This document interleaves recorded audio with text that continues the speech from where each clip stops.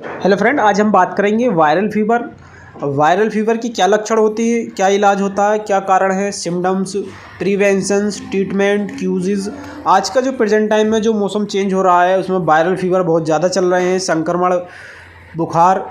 तो इसमें कैसे आप पहचानें संक्रमण फीवर है आपको, क्या इसका ट्रीटमेंट होता है और कौन कौन सी मोस्टली मेडिसिन यूज की जाती हैं, तो पूरा वीडियो में आज के ये जानेंगे। तो बढ़ते हैं आगे, ज़्यादा समय नहीं लेते हुए। सबसे पहले बात करेंगे हम वायरल फीवर क्या है।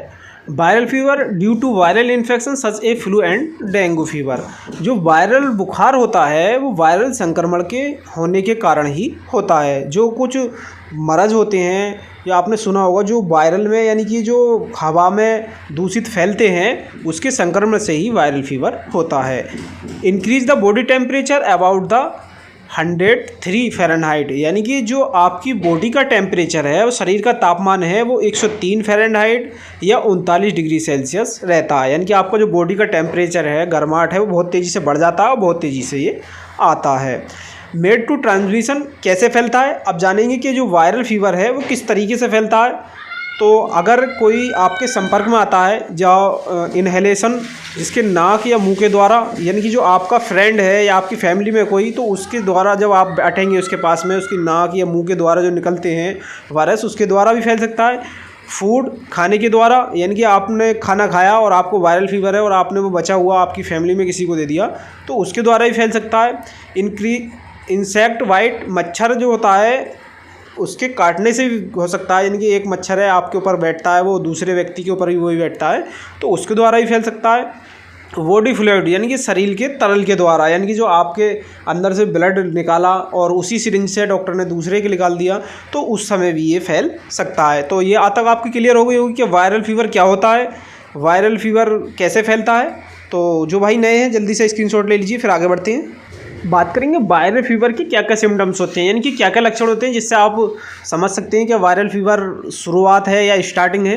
तो सबसे पहले आता है आपका फीवर, इसमें बुखार आता है, फैटिगो, थकावट रहने लगती है, वीकनेस, आपकी कमजोरी होगी, आपके टांगों में दर्द होगा, बेचैनी होने लगेगी, हेडेक, सर में दर्द हो सकता है, वॉमिटिंग, आपको उल्टी भी आती हैं। तो जो वायरल फीवर है इसके जो लक्षण होते हैं, तो वॉमिटिंग आएगी आपको, इन्फ्लेमेशन और पैराक्सी, यानी कि जो आपके शरीर में थकावट, दर्द रहने लगेगा, पेनफुल टॉन्सिल, यानी कि आपकी जो गर्दन होती है उसके जो टॉन्सिल होती हैं उनमें दर्द रहने लगता है दोनों साइडों में बहुत ज़्यादा, रनी नोजी, नाक बहना, छींके आना बार बार, शॉर्ट्स थ्रेट, गले में खराश, जो बोलते हैं ना कि खराश के खांसी भी आ रही है और दर्द भी हो रहा है और ऐसे समय लगता है जैसे कुछ अटक रहा है, तो वो दिक्कत भी आपको हो सकती है।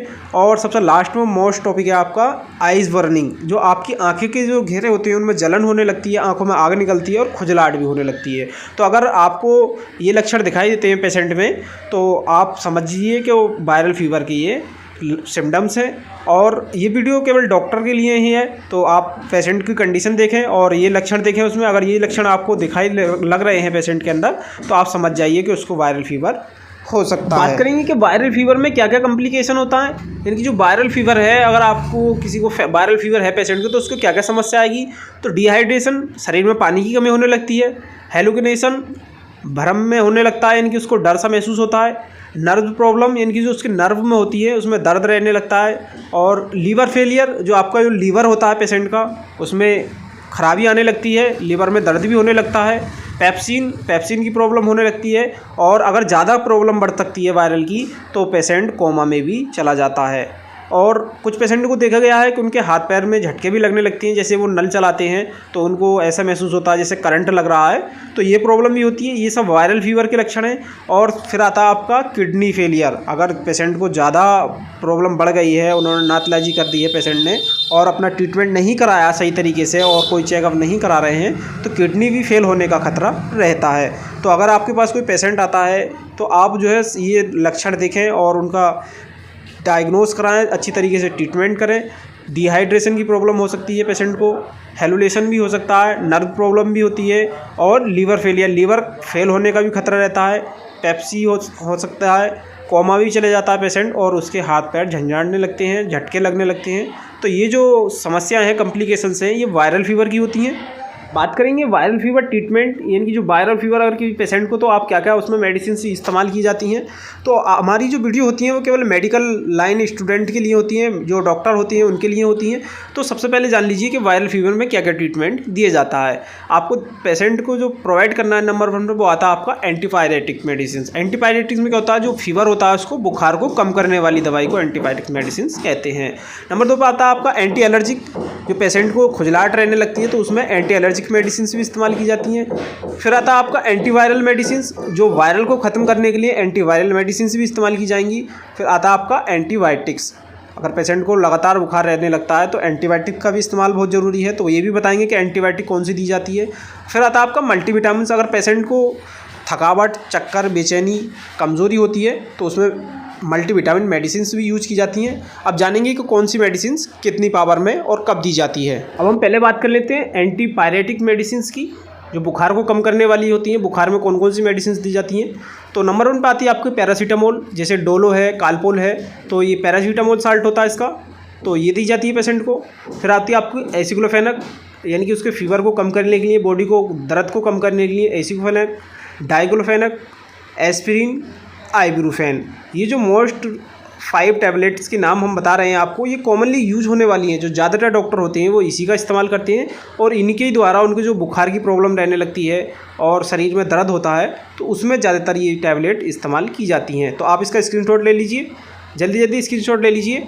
और ये मेडिकल लाइन स्टूडेंट के लिए ही, मेडिकल लाइन से जो रिलेटिव लोग हैं उनके लिए ही है वीडियो। कोई भी दवाई आप खुद से इस्तेमाल नहीं करें, जल्दी जल्दी देख लीजिए। आगे अब हम बात करते हैं एंटी एलर्जिक मेडिसिन। अगर पेशेंट को एलर्जी रहने लगती है, दाग धब्बे भी हो जाते हैं और शरीर में बेचैनी, खुजलाहट रहती है, तो उसमें जो यूज होने वाली टैबलेट होती है वो आती है आपकी एंटी एलर्जिक में सिट्राजिन। सिट्राजिन की अगर डोज की बात करें तो ये जो 10 mg और 5 mg में आती है, जो 10 mg वाली होती है वो आप एडल्ट बड़े लोग में दे सकते हैं, और जो 5 mg वाली होती है वो 5 से 10 ईयर्स के जो बच्चे होते हैं उनमें दी जाती है।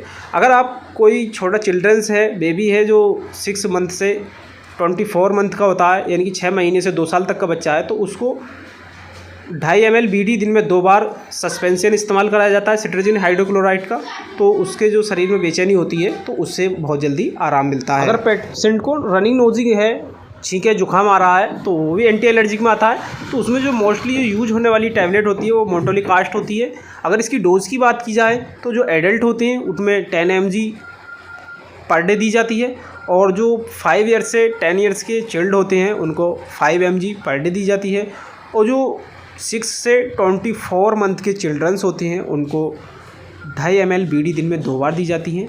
तो ये जो टैबलेट है मोटोलिकास्ट, ये जो रनिंग नोजी है पेशेंट को अगर एंटीवायरल फीवर में, तो उसमें नोजिया को कम करने के लिए, छींके जुकाम होता है तो उसको कम करने के लिए पेशेंट को दी जाती हैं। तो आप ये भी स्क्रीनशॉट ले लीजिए। और ये जो वीडियो बनाते हैं हम, ये मेडिकल लाइन स्टूडेंट के लिए होती है, आप खुद कोई भी दवाई खुद से इस्तेमाल नहीं करें। अब हमारा मोस्ट टॉपिक आता है एंटीवायरल मेडिसिन। जो वायरल होता है उसको ख़त्म करने के लिए जो मेडिसिन इस्तेमाल की जाती है उनको एंटीवायरल मेडिसिन कहते हैं। तो उसमें जो टैबलेट है आपकी वो आता है ओसेल्टिमिविर। ओसेल्टिमिविर की अगर बात करें तो ये 75 mg का कैप्सूल आता है, और ये एंटी फ्लू के नाम से ही मिल सकता है आपको। और कंपनी की बात करें तो ये सिफला कंपनी की होता है। और इसकी डोज की बात करें, जो एडल्ट होते हैं तो उनको 75 mg BD दिन में 2 बार आप इस्तेमाल करा सकते हैं। इसके इस्तेमाल करने से जो पेशेंट को वायरल के लक्षण होते हैं एंटीवायरल, वो ख़त्म होता है। और इसका जो है नाम ब्रांड के हिसाब से अलग अलग हो सकता है, लेकिन जो साल्ट होता है वो ओसेल्टामिविर ही रहता है। तो ये भी बहुत मोस्ट होती है और ज़्यादातर कॉमनली डॉक्टर इसी का इस्तेमाल करते हैं एंटीवायरल फीवर में। हमारा लास्ट टॉपिक आता है एंटीबायोटिक्स मेडिसिन। अगर किसी पेशेंट को वायरल फीवर है तो उसमें क्या क्या एंटीबायोटिक्स इस्तेमाल कर सकते हैं और कौन कौन से एंटीबायोटिक्स कब इस्तेमाल किए जाते हैं। तो सबसे पहले आता है हमारा सीफेक्सिन। सीफेक्सिन की बात करें तो ये अलग अलग ब्रांड के हिसाब से, जीफी, महासेप, तो अलग अलग कंपनी के हिसाब से अलग अलग नाम से मिल सकती है, लेकिन साल्ट सबका सीफेक्सिन ही होना चाहिए। कंपनी का अगर बात करें मेडिसिन के नाम के, तो हर मेडिसिन के 2 नाम होते हैं, एक रासायनिक नाम और एक जो कंपनी रखती है उसको हम ब्रांड नेम कहते हैं। तो आप देख लीजिए, सबसे पहले जो हमारा सीफेक्सिम आता है, फिर दूसरी जो कॉमनली यूज होने वाली मेडिसिन होती है वो आता है सिफाडोक्सिम। सिफाडोक्सिम भी बहुत ही अच्छा इसमें रिजल्ट होता है, जो पेशेंट को एंटीवायरल में एंटीबायोटिक दिया जाता है। फिर आता है आपका एजिथ्रोमाइसिन। अगर पेशेंट को रनिंग नोजी की प्रॉब्लम ज़्यादा है, छींके ज़्यादा हैं, सर में दर्द ज़्यादा है, तो उसमें एजिथ्रोमाइसिन का भी बहुत अच्छा रोल होता है। फिर आता है आपका डॉक्सीसाइक्लिन। डॉक्सीसाइक्लिन बहुत अच्छा एंटीबायोटिक्स है और इसका भी बहुत अच्छा रिजल्ट है एंटीवायरल फीवर में। फिर आता है आपका एमोक्सिसिलिन। एमोक्सिसिलिन मॉक्स के नाम से, अलग अलग ब्रांड के नाम से, लैब मॉक्स के नाम से, अलग अलग ब्रांड के हिसाब से अलग अलग नाम से मिल सकता है, लेकिन एमोक्सिसिलिन साल्ट होना चाहिए। तो ये जो हम मेडिसिन आप देख रहे हैं स्क्रीन पे लिखी हुई, ये रासायनिक नाम है, तो आप अलग अलग ब्रांड के हिसाब से अलग अलग नाम से मिल सकती हैं आपको। लेकिन ज़्यादातर जो मोस्टली यूज होने वाली एंटीवायरल में मेडिसिन टैबलेट हैं, एंटीबायोटिक्स, तो वो ये ही इस्तेमाल की जाती हैं। तो आगे भी आपको किस टॉपिक पे वीडियो चाहिए, कमेंट करके अपना जवाब ज़रूर दें। मिलते हैं अगली नई वीडियो में। मैं आपका दोस्त डॉक्टर मोहम्मद आदिल।